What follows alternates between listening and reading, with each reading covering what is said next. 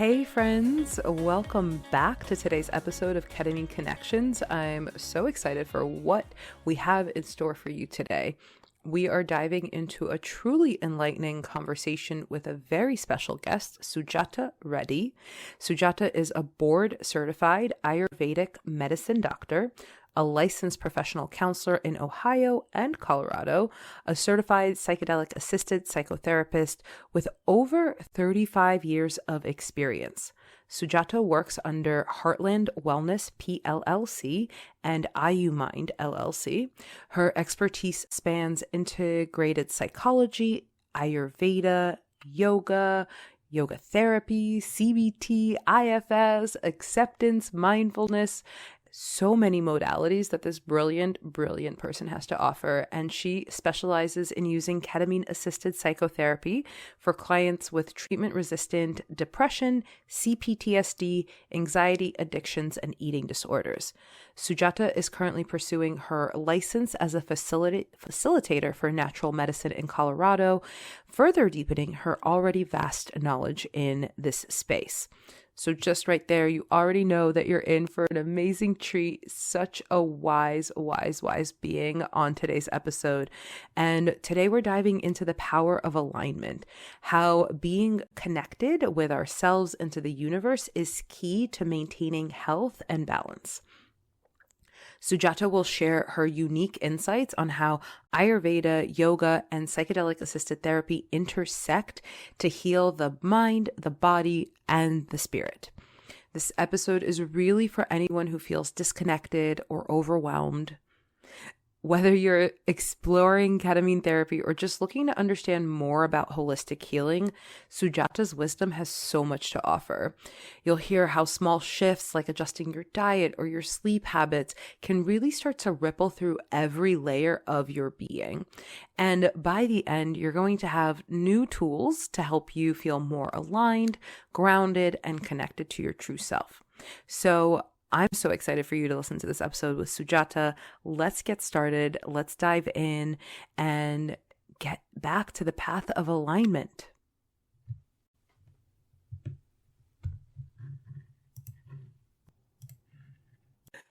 Okay, we're live. Welcome to the show, Sujatha Reddy. I'm so excited to have you here as an Ayurvedic doctor, as a CAP practitioner. And as I mentioned before we hit record, we always start with the same question to every interviewer. If you could tell you before you started all this anything, what would you say? If I were to tell me, I would always be grateful that I am on this path. It just sits well with where I am, where I was, and where I am going to be. So there is no question that I am on this path for a good reason that really suits or aligns with my, my core belief of how I need to align with not just me and myself, also with the universe. Wow. Yes. This is amazing. And we spoke a little bit at PsychCon and you asked me, who is this podcast for? And for me, I really like to think that it's for the person considering ketamine or psychedelic therapy and this getting to know sort of this world that you and I get to live and exist in and be really grateful for. And one of the things that is really common in our world is to say, I'm on the path, but someone tuning in might not know what that means. So I would love to hear from you. What does it mean to be on the path, and what does it mean for you personally as well? Absolutely. And this is such an important, question you brought up today. Normally, our alignment and our balance and our health, whether it is in our mind, body, and spirit, depends on how much we are connected to self. The moment we are not connected to self, there is a disturbance, there is an imbalance, and our alignment is lost. That's when we experience disease. Disease means it's not just disease, but it is dis-ease, right? Even just that not feeling at ease with in our body or in our mind, is huge. And that should tell us there is something that we have unplugged from. Hmm. And so to be on the path, is that to be on the path of kind of plugging back in, getting into alignment? Absolutely. So once we become aware of that, and most of us are not even aware that we are misaligned and we are not connected. That's where we have to seek help with trained people who can guide them into getting back into alignment so they can reset. We are all born with such a unique personality and a constitution that we have to, in order to be aligned, we have to get back into that space of our own unique constitution. The moment we don't, whether it could be as simple as not sleeping well, and not eating well, then that could cause a complete misalignment with who we are and how we are connected, not just with ourselves, also with the universal consciousness. Wow. Yeah.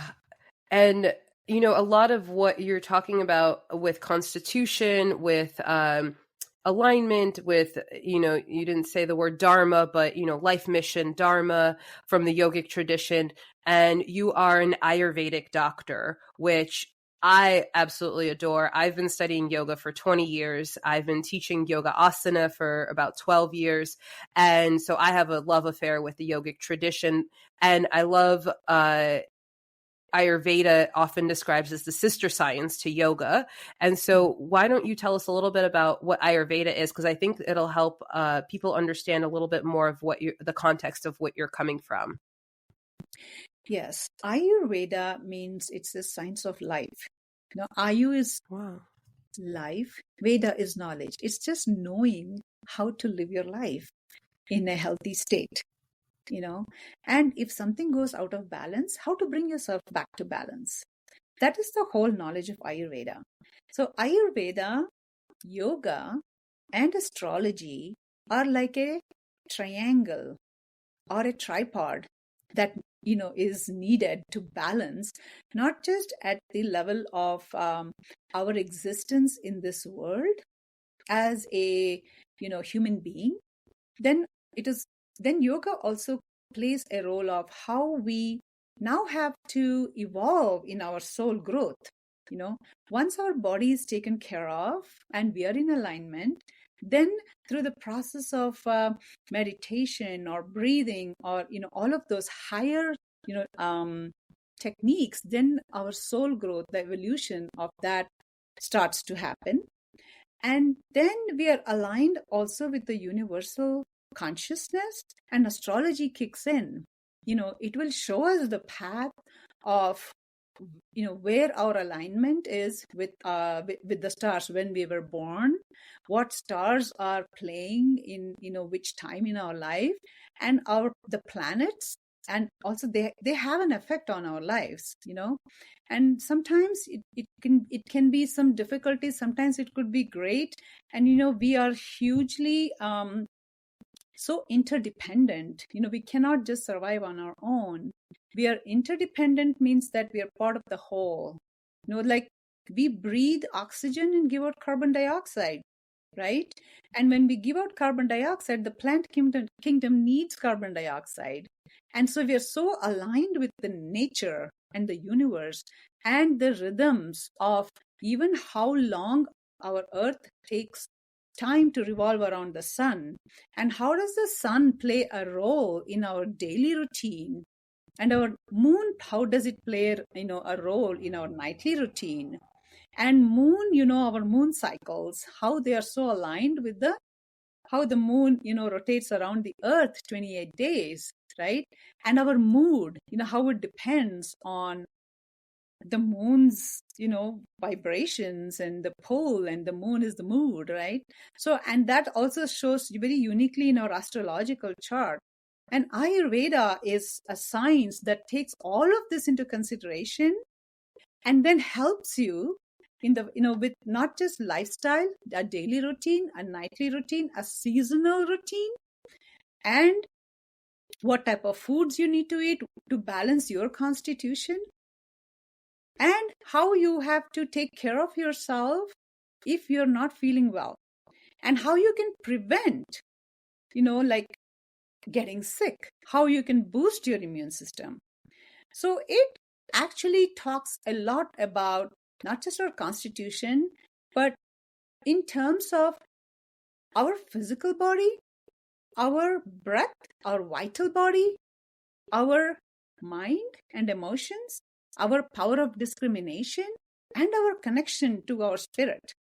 So all these aspects are taken into consideration in Ayurveda.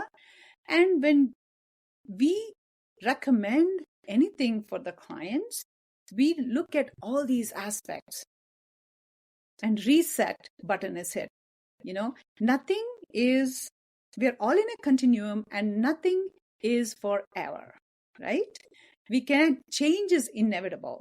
And that even we notice with the seasons, we notice turbulences in the environment, like hurricanes or, things going out of balance and destruction.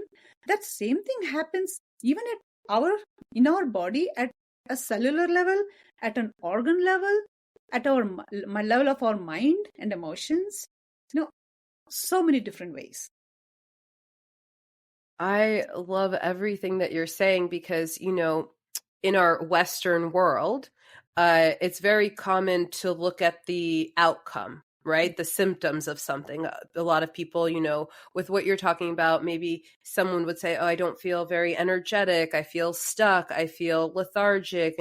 And a lot of times if we stick to the Western tradition, we're only looking at the outside, right? Like the physical. And I love, you spoke about this you put up a photo of the koshas when we were at the conference, and just looking, and you just spoke about that as well. For people that don't know, the koshas are the different layers of being that go all the way from the physical, right? The gross physical is the outside layer, which is the most superficial, the outside, the very sort of basic is just one of the layers. It's an important layer, but it's just one of them.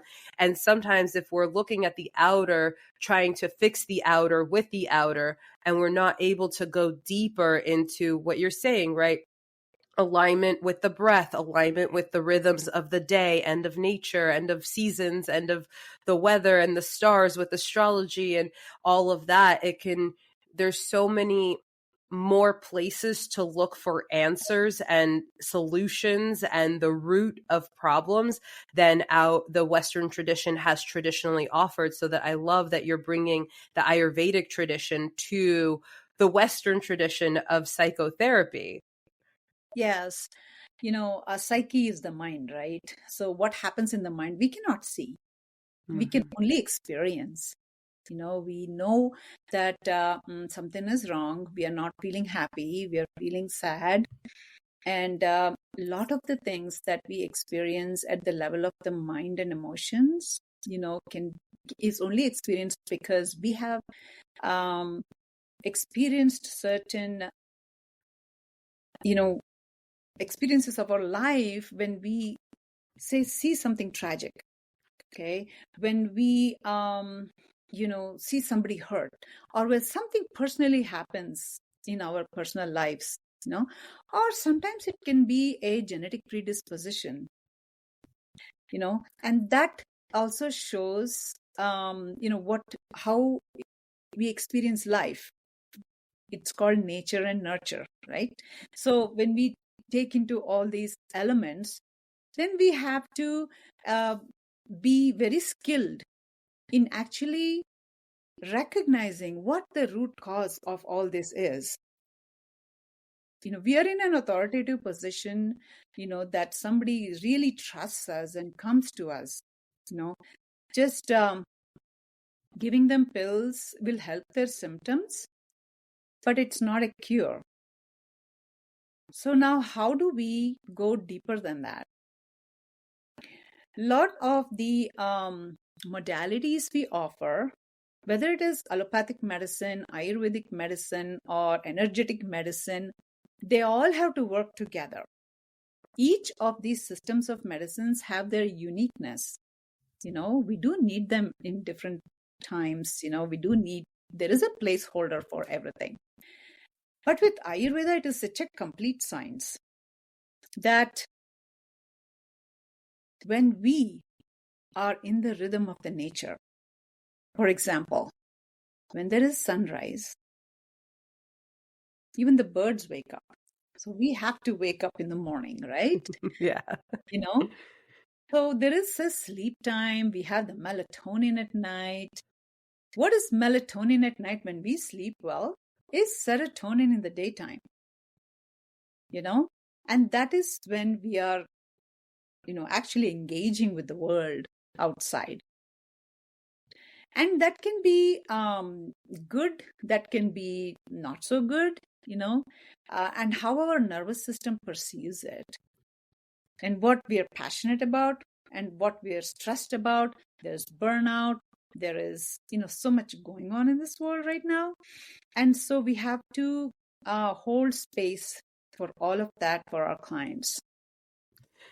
Yeah, absolutely. And I'm curious with, so I come from New York City.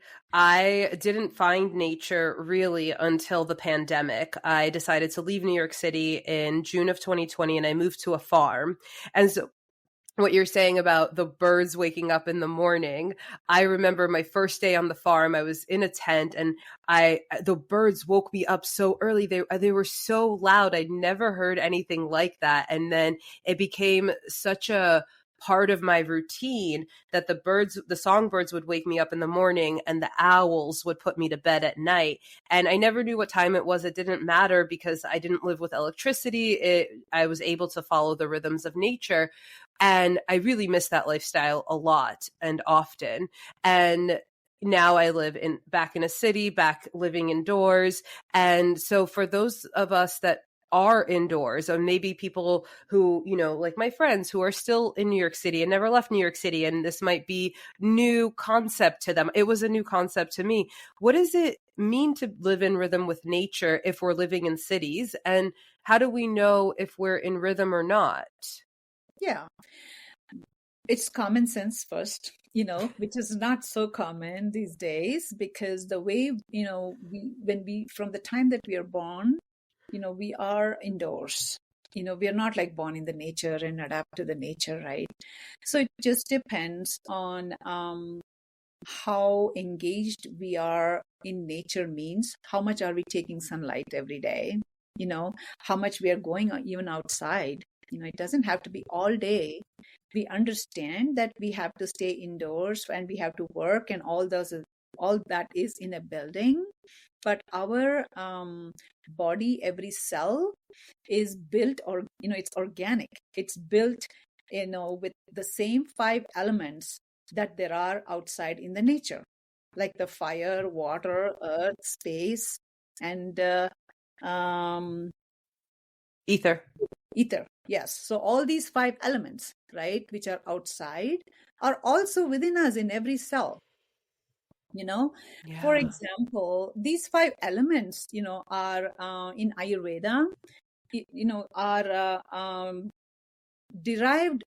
has derived 3 humors, called the Vata, Pitta, Kapha, which are the body constitution. Okay, so this Vata is composed of the space and air element dominantly. We have all 5. It's just dominant in those. And the Pitta is comprised of the fire and water element. And the Kapha is comprised of the earth and the water element.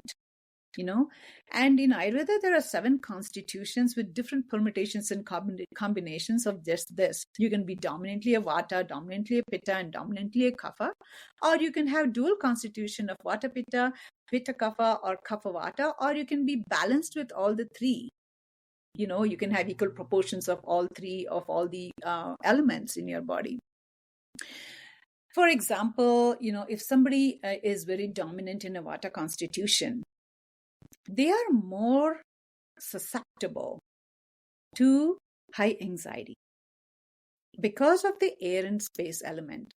The nervous system is very sensitive, and even physically, they're more predisposed to, say, arthritis or joint pains or, these type of diseases. Ayurveda defines it so well. And your constitution can actually, tell you what you're predisposed to. A kapha person is more predisposed to, say, diabetes, and knowing that if you keep eating more and more sweets, and there is a predisposition already in the family, right? You're going to now activate that gene even faster and earlier than it's actually going to. You can postpone what you're predisposed to by taking care of yourself with, say, daily routine, exercise, how you live your life, what you put in your body. Your body is like a temple. What type of foods are you're eating? Everything the food that you're eating is what it gives us a life force, prana, and that in turn, is so helpful in our vital, growth, and in how we present to the world and how we feel, in our body and in our mind. And, it is so important. If we start eating fast food or processed food, it's going to create some toxins in our body. Okay. And this accumulation of toxins is what is going to cause us to create obstruction in our channels. And that obstruction in our channels is going to disconnect us from our true self. Now this I'm talking only about the food. When I say food, it doesn't mean just the physical food that we eat. It also means the food that we are ingesting through our eyes, watching too much TV, engaging in too much social media, overly, doing things like too much pleasure, sensory stimulation. All this is you're taking in a lot that are going to create, that are going to obstruct your channels, which is going to disconnect you from your true self and, going to be imbalanced. And you're going to experience, symptoms that are going to cause unhappiness or pain in your body, and anything, any disease condition, right? So Absolutely. Yeah, that is so important. It's really important. I also want to point out, because I know sometimes people look at yoga or the yogic tradition and they think, oh, hippie culture, that's woo-woo, that's, not rooted in science. And first of all, I want to point out that Ayurveda is absolutely science. And just point out that so many things that you're talking about, right? You're talking about sunlight, taking in nature, walking outside. Huberman Labs, which is a big popular podcast that's doing really great work in the scientific field. Hello, they talk about the morning routine all the time. You're talking about if someone has a predisposition for diabetes, they eat extra sweets, that turns on the genes of diabetes. There we go. We have epigenetics from Bruce Lipton, right? So everything that you're saying is proven in our Western scientific model. And I think if someone was to just slow down, and I do this a lot in my coaching as well, when you start asking questions, people know the food they're eating is affecting their system. People know that the media they're consuming, the amount of screen time that they're taking in is affecting all of those layers of the being, like we were talking about. And so it's fascinating. I just personally love seeing modern Western science catch up to what Eastern science has known and practiced for thousands of years. And so I want to just point that out to anyone listening, to know that everything that you're saying can be found in very, very scientifically proven Western models. And also, if just inviting people to stop and think for themselves and know that everything affects everything, right? I remember reading Osho years ago, and he was saying, why do you talk about the mind-body connection? How do you connect something that is not separate? Absolutely. Absolutely. So where is the mind located? Right? So the emotional brain is, and the emotions are, the emotional mind is located in the heart. Okay. And the mind itself is traveling all over. Every cell has its own intelligence, and we know about the body and the somatic, the trauma, how it is stored in our body. It gives us signals, right? And that's when we get activated, when it's signaled, when something is triggering, that's not, that we don't feel safe. So there are different ways of addressing a lot of these things. The world has actually changed so much that even people born in this society are really not aware of what is healthy and what is not healthy. It's about time that as educators, like your podcast is going to reach people and give them insight. Well, wait a minute. So there is more than this. Curiosity can lead to a lot of awareness and education among people, and change can come from within.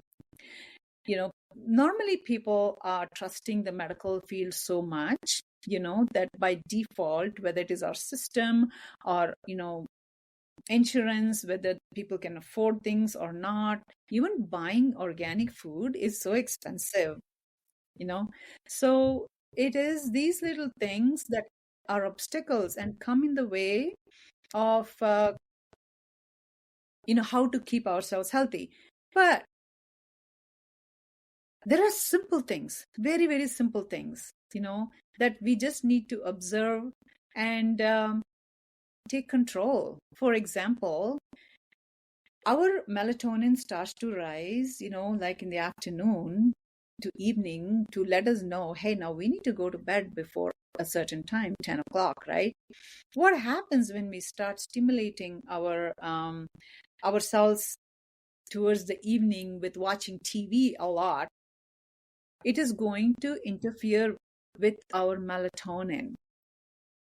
If we don't sleep at a healthy time, like before 10 p.m., then we won't be able to sleep till 2 o'clock.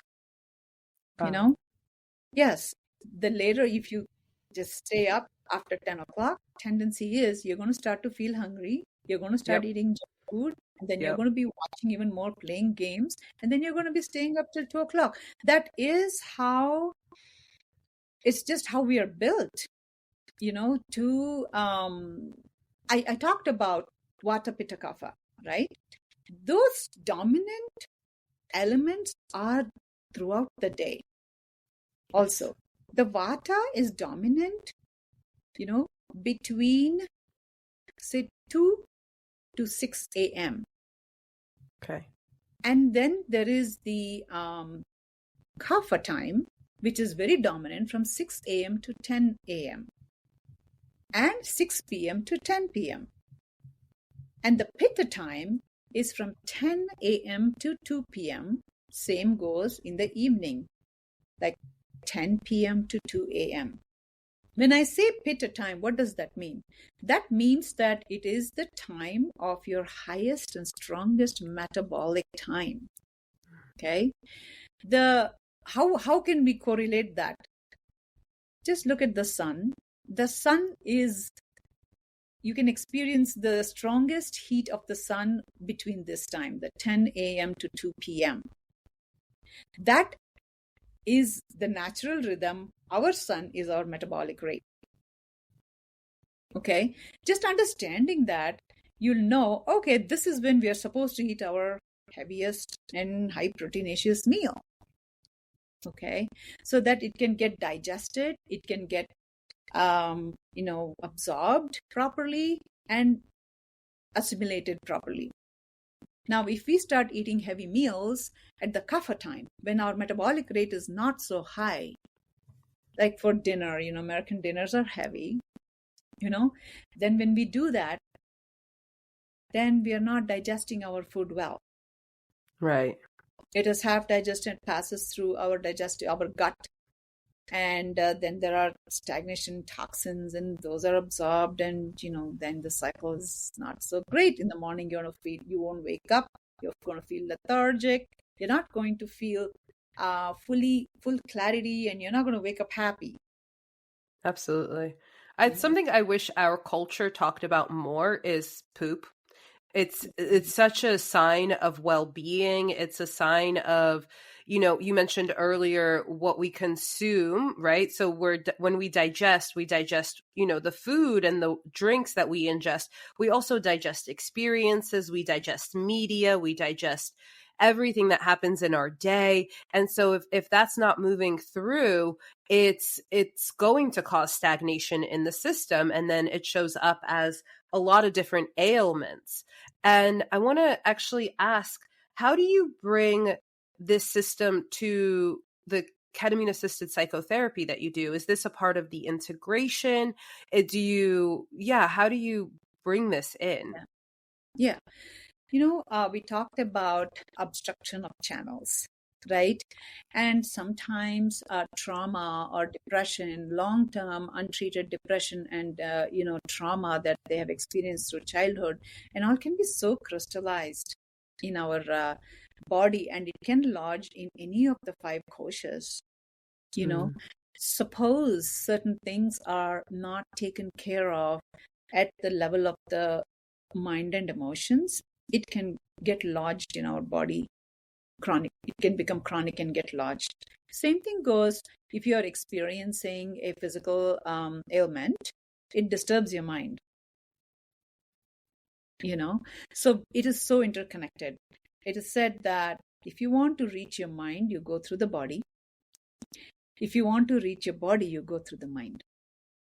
I've heard this and I love it. It's so contrary to what we think. And it makes so much sense when I sat down and really thought about that.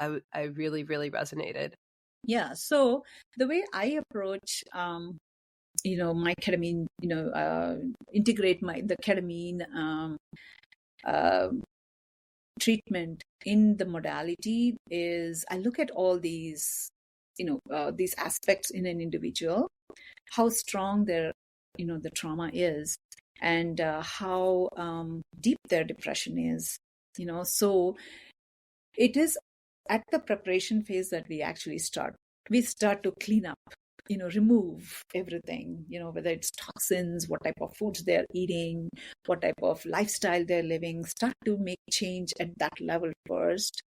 And then then go into the, breath work, to cleanse anything in their vital channels and the mind and emotions, and then the connection to spirituality or any connection, where they feel connection to nature.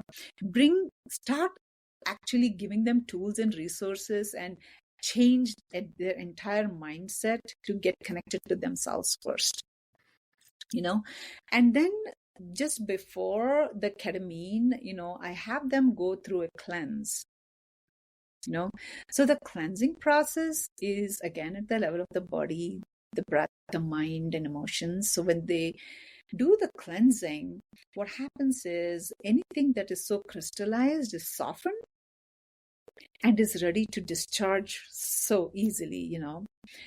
There are sometimes when they are under a psychedelic experience with ketamine or, any natural medicine, what happens is in the way at the psychedelics work is at the level of, going beyond the mind. Mm-hmm. you know.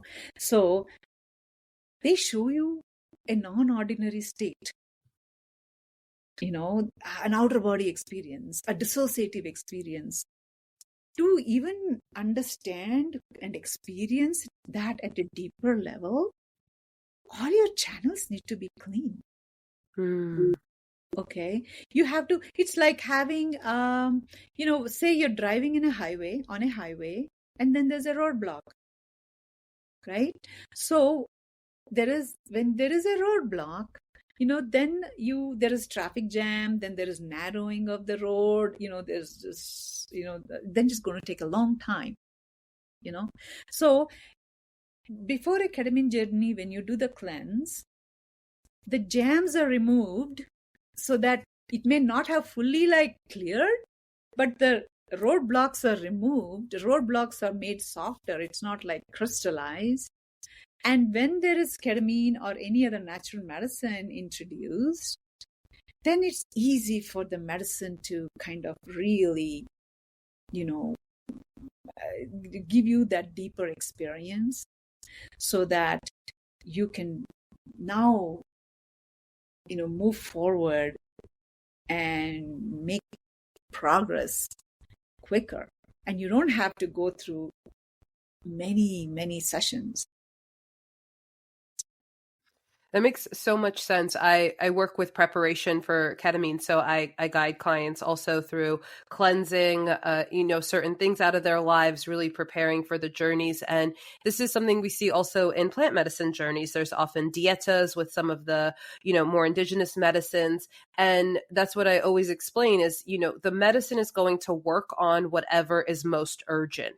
And if the physical channels are not clean, if the mind channels are not clean, if the breath channels are not clean, it's going to go in and work on those channels. And you can work on those channels on your own. And then the medicine goes deeper. And then, like you said, I often describe it like scrubbing a really dirty pan, right? So do some scrubbing and then the medicine can come in and really get the rest out rather than having to rely on the medicine for the whole thing. Completely. And that's when you have, difficult experiences too, that if you're not scrubbed and made it easy for it to clean up, right?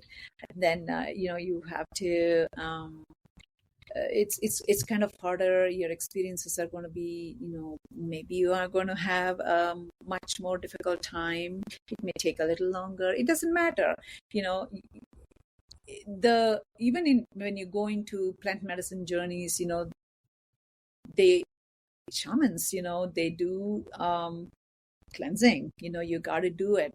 And then in Ayurveda, in our Vedic, we have Vedic rituals, we have deities, we have all these,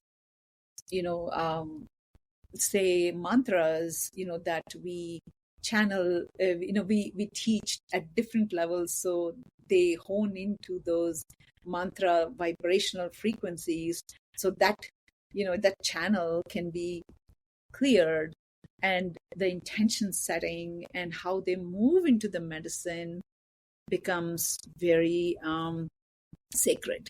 Whether it's a chemical or whether it's plant medicine is also chemicals, so it could be a natural chemical, it could be synthetic here, but it works the same way. So we just have to prepare well for all of that. Absolutely.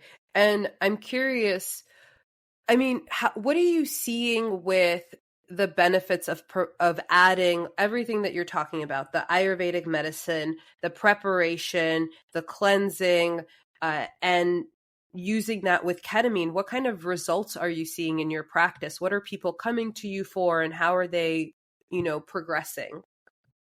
Yes. So not everybody is ready for everything. Okay. Education is my dharma. I talk to them about it, educate them about it, how things are going to work and how much they can afford, right? Also everything can become very expensive too, for them. So I am very sensitive about that and try to, tailor it to what they can afford, but yet effective. They could sometimes make changes on their own. And then, I teach them a lot of things that coach them into it, that they can make changes.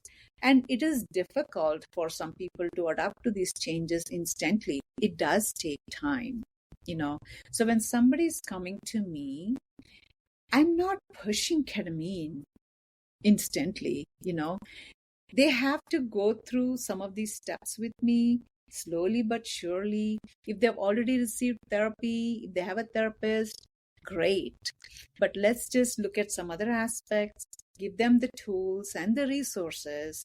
So when they go into a ketamine journey, then they know what they're getting into. And when they come back, for integration with me, it is easier then for them to adopt to a lot of things, because a lot of the their walls are down. They're more open to accepting, and they see the benefit, and they make progress much faster. Absolutely. And so do you have a favorite story or anything of what someone came to you for, and the progress that you saw them make? Yeah. A lot of them, come from different backgrounds, right? And nobody really knows what Ayurveda is. So I'm not going to talk to, introduce, oh, this is Ayurveda. No, I'm just going to start with where they are at, like, okay, let's look at your diet. Let's look, I'm just giving them, things to align themselves with their own self first. And when they do that, they start to feel good. They start to feel good and say, this is really helping. My digestion is, is doing well now, and I'm able to sleep well, like not eating too late, and sleeping at this time has helped me. In the morning, I feel much better in my mood, right? Some of those things are, they experience on their own when we make these changes. And once we go through the ketamine journey, they will start to open up and trust in the process more. And they actually completely change. Their whole personality changes. And now they're not going to go back to how they used to live their lives anymore. So that has been my experience. It reminds me, I talk a lot with clients about when we're working through integration and they're noticing how they feel, making changes and they feel better, noticing, even the medicines will sometimes help us feel different emotions that maybe we haven't felt in a long time. And so then bringing that experience in. And what I always like to remind them is, okay, now and when you know better, you have a responsibility to do better. So if, there's no judgment, we're always seeking balance, things are always moving and shifting. But if you know that eating at this time impacts your sleep impacts your mood impacts how you show up for your family, for your job, in the world, then if you do that, you are making a conscious choice to be in that way. You're no longer blind to it. And I think that's the power of Ayurveda, of psychedelic medicine, is that it's opening people's eyes to the ways that they can change and shift their own experience through the insights that they get from the medicine, through the experiences that they have. And then it becomes, honestly, a lifelong choice to continue making those choices that align them with the kind of life they want to live. Yeah, absolutely. And Anna, you also mentioned about, Eastern, like it could be looked at as religion. It could be, they may be having some reservations with that and all that. And yes, people come from different backgrounds, but it is, when you talk to them, it is not about religion, right? It is about what is your higher power? What is your core belief? Let's start there. I always talk to my clients about, say, for example, a cell phone.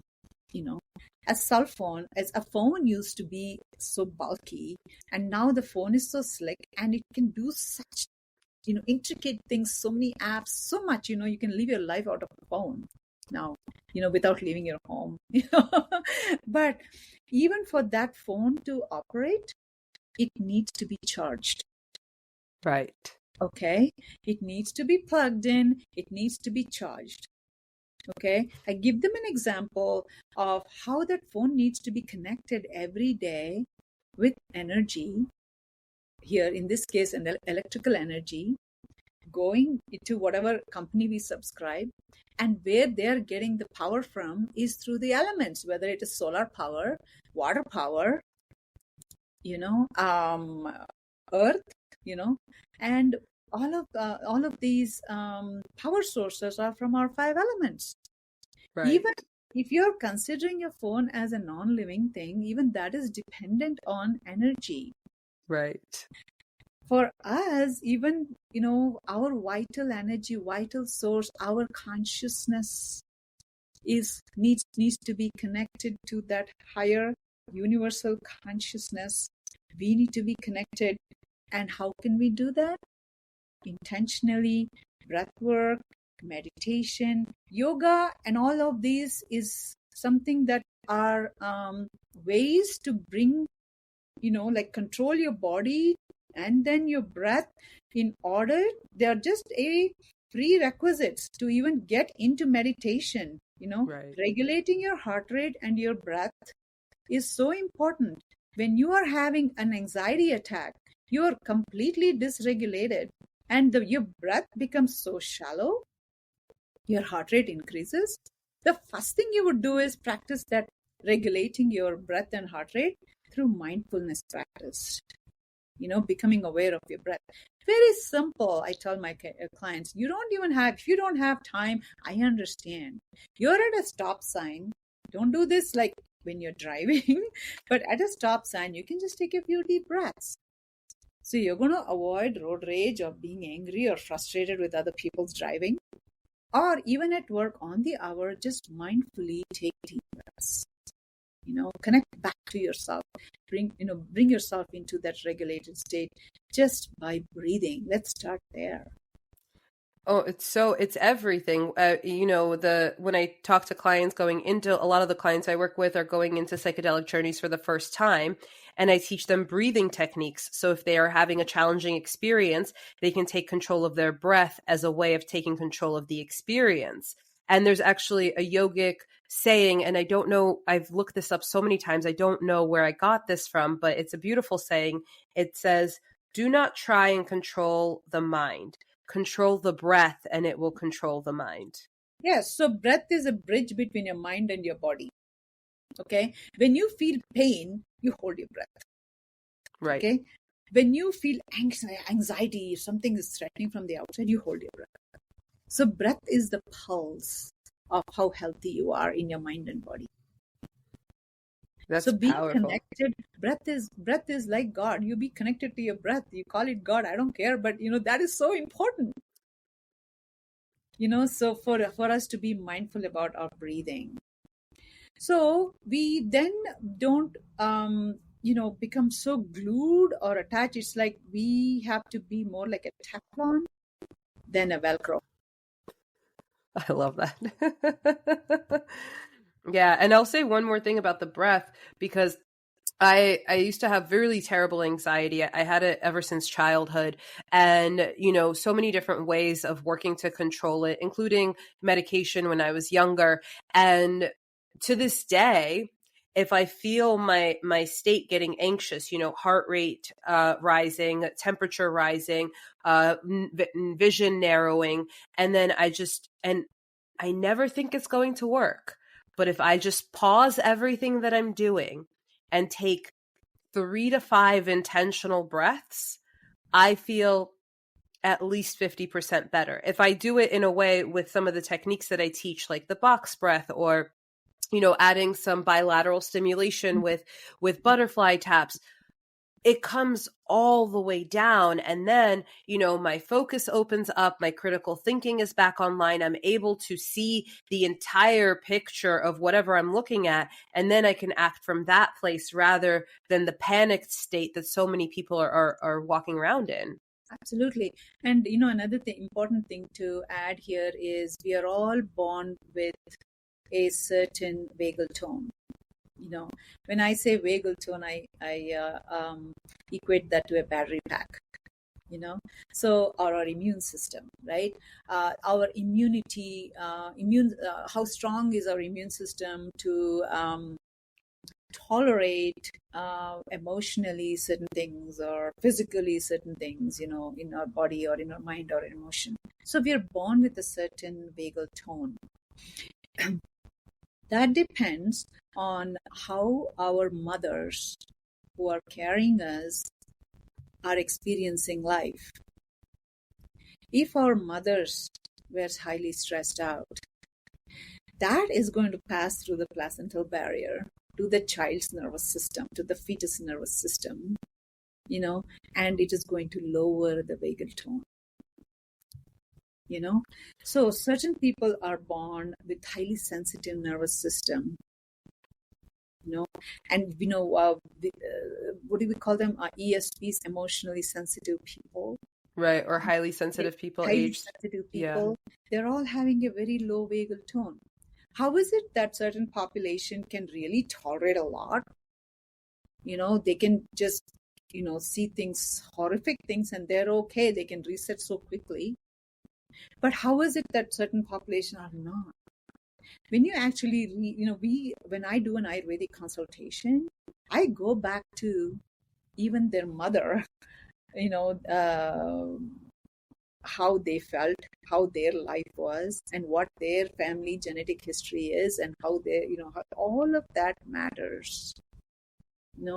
Research has now shown that, like, even how you eat, now is affected. You should be eating the food that your grandmother ate. I've heard that, yes. 3 generations, right? How they lived, you see. So it is important that what transpires through our genetic, downloads, predispositions, is something that, we have to keep in mind, because we are all not the same. We are very unique and Absolutely. Even within the same family line, I come from an immigrant family. And when we moved to the United States, I was 5 and my sister was 9. We have completely different nervous systems from that experience. So it's very real. Yeah. I never heard about I know about vagal tone, obviously, with Stephen Porges's work. It's a brilliant, I use it all the time, but I never heard that we're born with a certain vagal tone. Is there ever a possibility to reset it, or yes. That's what we have? Okay. So just because you're born with the low vagal tone, that doesn't mean that you cannot reset your vagal tone, right? People like that who are highly sensitive and who have a low vagal tone, they just have to do more of these practices every day.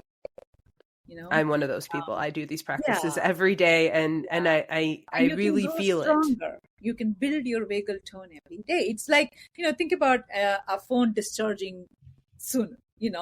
So you can function for a bit, but you can't function a lot. So then you need to kind of, again, plug in to charge yourself and build your vagal tone, and now you can function, right? And that can, it doesn't have to be just meditation or mindfulness. It is, hey, have you eaten your lunch? Your blood sugar is low, your vagal tone is going to go low. Come on, let's eat the right kind of foods, right? And let's not engage in things that's going to drain us very quickly. Absolutely. Yeah. So these are some of the things to keep in mind as to what is good for you. It's not one size fits all.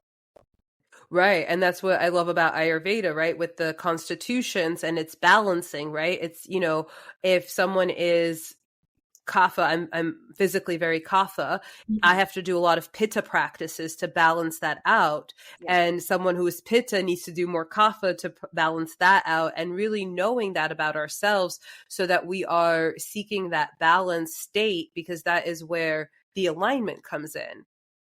Yes. So in the principles of Ayurveda is like increases like, opposites balance. Exactly. Just very simple. Absolutely. Like if you're watching too much violence on TV, and you're eating a lot of violence, right?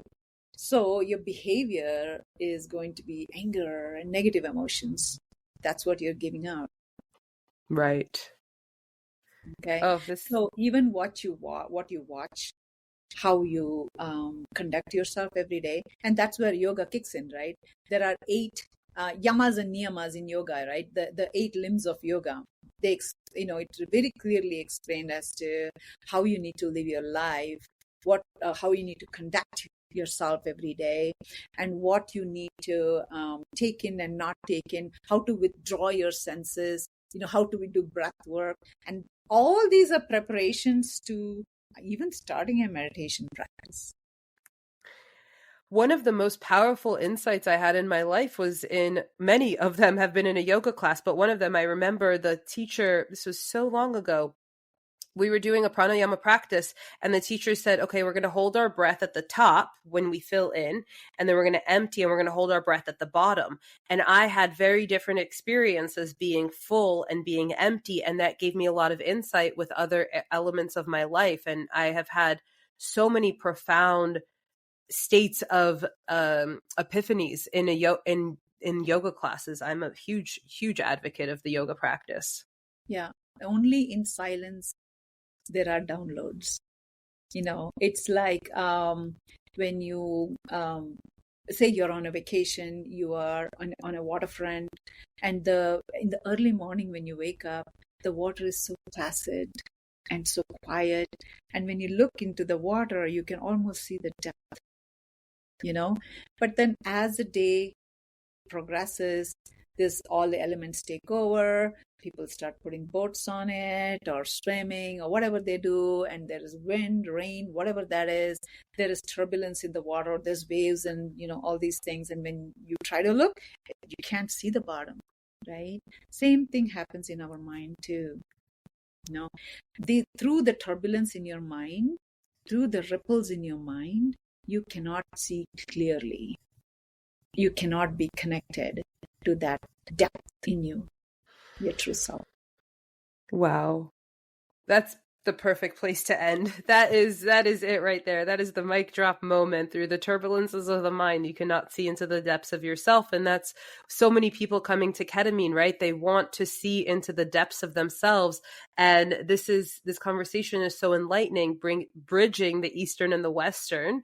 And then also maybe someone for the first time is hearing that there's different layers of their being. Maybe for the first time someone is noticing that this conversation has sparked something in them to make a different decision, and how, I hope people understand, people listening to this, you can make a decision, you can make a small change to go to bed a little bit earlier, or to wake up a little bit earlier, to add 5 minutes of meditation, or to, add vegetables to your meal. You don't have to take anything away, add something in, and how that will slide through down into every single layer to inspire and ripple through change. Yeah. Every food has an energy, carries. And, eating canned foods or, some of these processed foods are dead foods, very low vibrational frequency, So there's a lot to talk about, but, there's only so much we can do in this podcast. Absolutely. This has been amazing. Thank you so much for being on the show with me today. Is there anything you want to leave any of the listeners with before we sign off? That every one of you are beautiful souls, and you're the cheerleader of yourself. And I'm crying. That was really beautiful. And you are enough. Oh, thank you so much, Sujatha. It's been so great to have you on here. Thank you, Anna. This was wonderful. Just, talking to you about this today. And thank you for this opportunity. Yes, thank you.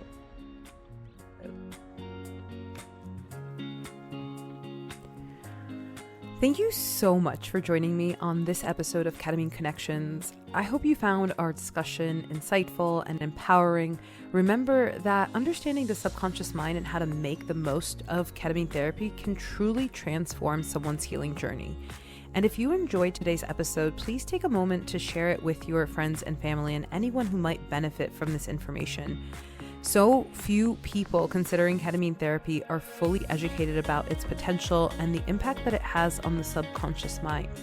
Your share could be the key element to their transformation.